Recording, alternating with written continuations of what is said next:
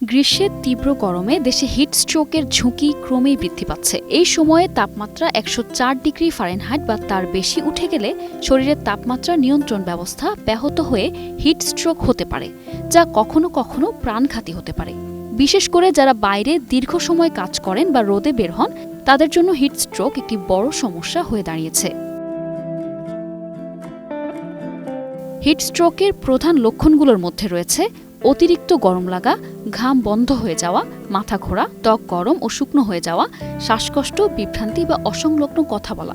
এই উপসর্গগুলো দেখা দিলে রোগীকে দ্রুত শীতল স্থানে নিয়ে যেতে হবে এবং শরীরের তাপমাত্রা কমানোর চেষ্টা করতে হবে। ঠান্ডা পানি দিয়ে শরীর মুছে বা পানি ছিটিয়ে তাপমাত্রা কমানোর প্রচেষ্টা করা উচিত। যদি রোগী সচেতন থাকে তবে তাকে পানি পান করানো যেতে পারে। দ্রুত চিকিৎসকের শরণাপন্ন হওয়া উচিত, কারণ হিট স্ট্রোকের কারণে গুরুতর স্বাস্থ্য ঝুঁকি সৃষ্টি হতে পারে। গ্রীষ্মকালে হিট স্ট্রোক প্রতিরোধে কিছু সতর্কতা মেনে চলা অত্যন্ত জরুরি। বিশেষত দুপুর ১২টা থেকে ৪টা পর্যন্ত রোদে বের না হওয়াই ভালো, কারণ এই সময়ে সূর্যের তাপমাত্রা সবচেয়ে বেশি থাকে।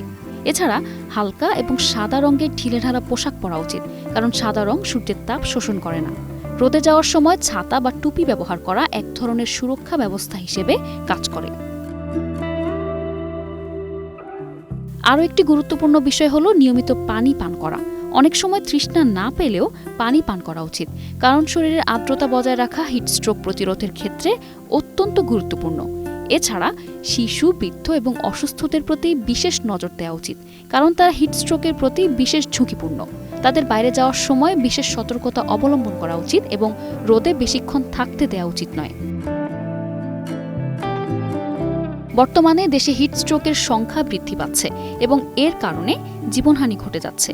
তবে সচেতনতা ও প্রাথমিক পদক্ষেপ গ্রহণের মাধ্যমে এই ঝুঁকি অনেকটাই কমানো সম্ভব।